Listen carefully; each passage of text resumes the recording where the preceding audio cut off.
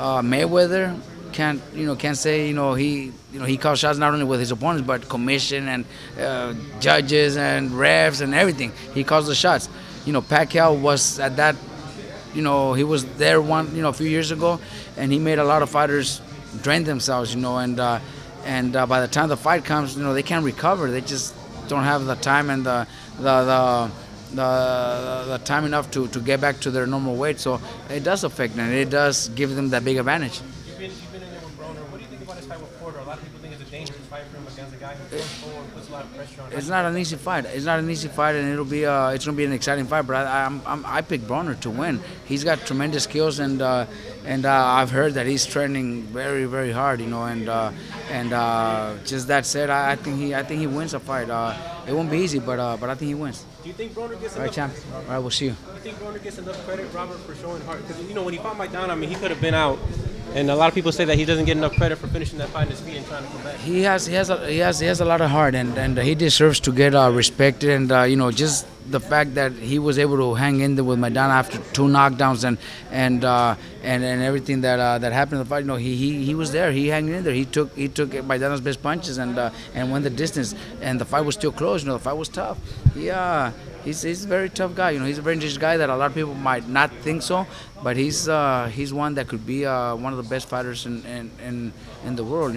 With a few good wins, he could be in the top 4 or 5 pound for pound. Were you surprised that him and Maidana kind of become friends during the room party, and he said they get along now? Are you surprised that? Well, every fighter, there's hardly any fighters that after the fights that are gonna go and hate their opponents. Mostly everybody hugs and they their sportsmanship. That's good sportsmanship. They both know it's a sport, and inside the ring, yes, they want to hurt each other. Yes, they got to win. They want to win, but after the fight, we're all friends with everybody, man.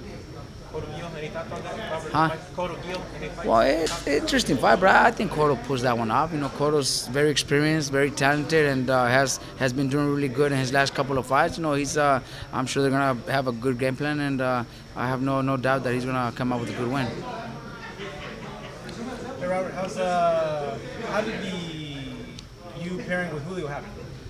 Well, it was a surprise to me. I was actually working in my gym in Riverside, putting up the ring, and I got a call from a reporter from Mexico telling me that he had just talked to Julio. I said, you know what, this is not the first time this happens, so I didn't really pay attention to it. So I was working on my ring, and my phone died out. It died. So then late at night, when I turned it back on, I had a few messages and a few missed calls from Julio himself. So we talked, and we met last night, and it looks like we'll start training Monday, because he knows I have this fight on Saturday, and I told him I need to take care of this fight first. He gets to Riverside Sunday, so we'll start training Monday. Was there any concerns on your part training him?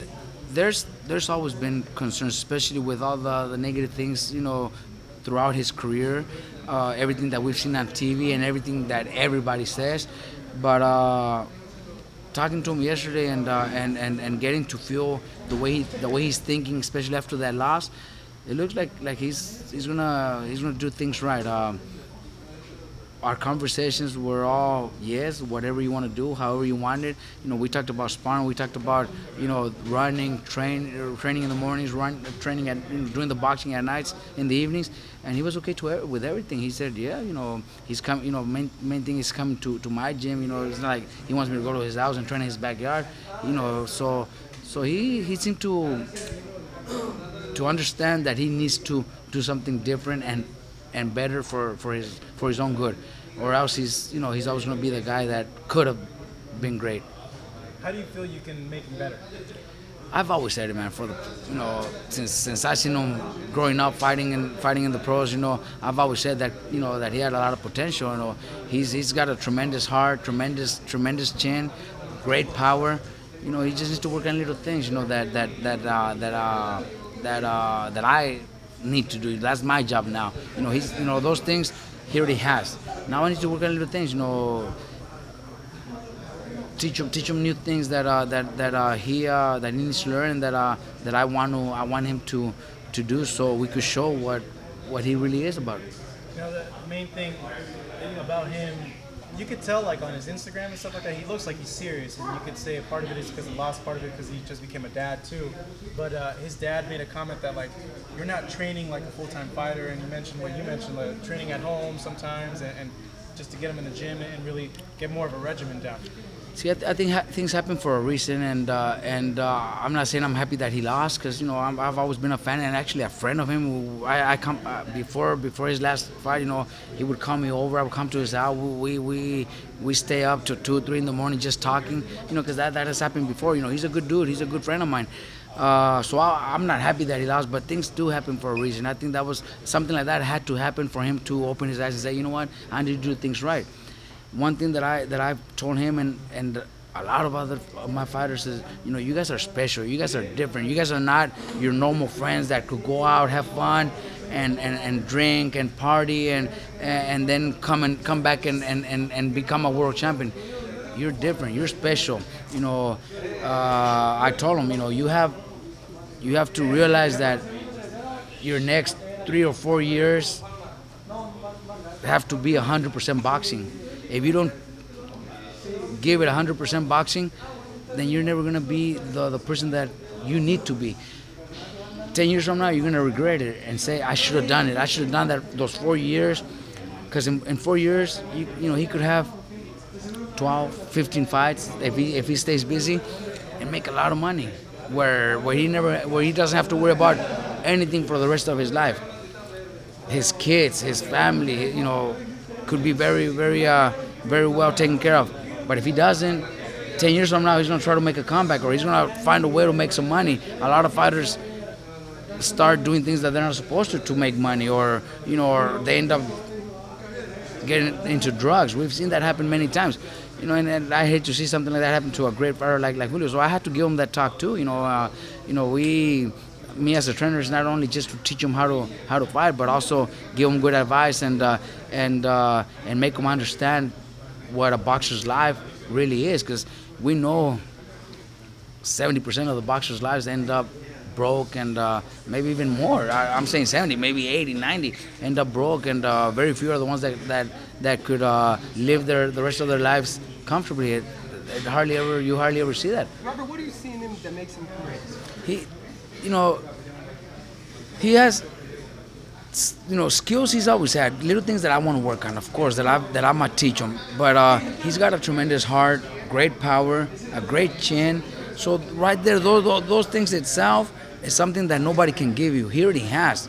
The little things that I'm going to teach him are things that, that's my job to teach him, how to use his jab a little more, how to stand a little bit more sideways instead of just too squared off in front of his opponent. He's tall. Use your long, straight shots. Why get in there and go at the level that your opponent is, where your opponent wants you? Why do that? He needs to, learn those little things. That's my job. The rest, I can't give him a heart. I can give him a punch. I can give him a chin. But he already has it. So those are big advantages there. Very few fighters have all those important things. Very few fighters have that. 160 or 168? I think 168 to start off. The next couple of fights is going to be 168. You actually met him at this gym when you brought Eddie to spar. Well, I had already met him before, but yeah, we came and we were helping him up for sparring with Eddie Alicia, and they had tremendous sparring. He was actually working out hard. Those were the only times I've seen him train, and of course everything that we've heard. He doesn't like to train. He trains at 2 a.m. in his house, stuff like that. I've heard that, but the times that I've seen him train here in this gym, he trained hard. Last night he trained hard, in his house, but he trained hard. So now it's time for him to do in the gym, follow instructions and do what he's supposed to. He said he hardly ever likes to spar, but he says, but I'm gonna spar as many times as you want me to spar. That's already saying something good, Did you speak to Senior by chance? No, Senior wasn't there. It was just him and his wife, and his mom was there. That was about it. The guys that are working with him, his assistants, stuff like that. Senior is a hands-on father, to say the least. Are you at all concerned about him coming into camp or interrupting the kind of style that you have as a trainer? I've thought about it, but for that, I also have my dad too. My dad that, he's always been actually probably one of my worst critics. He's always, you need this, you need that. He always wants to tell me what I'm doing wrong and never what I'm doing good. You know what I mean? But I think it's been good. It's been something that's helped me. I don't think it's helped Chavez, because with me, with my dad, I hear it and I want to improve it and I want to get better at it. With Chavez, I think he does the opposite just to get his dad mad. So yeah, I am a little concerned, but if, when he shows up, and if he ever, if I ever see something that I'm not very happy, I'm gonna have to talk to him or talk to the son and tell him, look, just listen, and we have our game plan, we have our way of training. Listen to your dad, because that used to have to respect your dad. So we'll figure it out when that moment comes. Right now, I think what Chavez has done is the opposite of what the dad tells him to do, and I'm sure the dad wants the best for him, but that's his mentality. Young kids, they want to do the opposite that they're told, and I think that's the problem with them. With me, like I tell you, I use that to learn when my dad tells me that. But it's just people are different. Marcos Maidana, you guys had, I don't know if I could call it father-son type of relationship, but you're definitely a mentor, you were close. In his off time, he seems to have carried a lot of weight. Is he really still eager to be a fighter and be in the ring, or did he get his payday and he's kind of done? Look, after his fight, he had three fights in 9 months, which is the Broner and the two Mayweather fights. I think he rightfully earned some time off.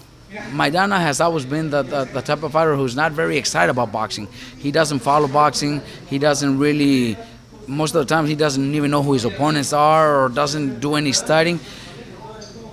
And he earned some time off. If it's a year, rightfully so. But he did gain a little too much weight, and that kind of tells me he really doesn't really want to do it again.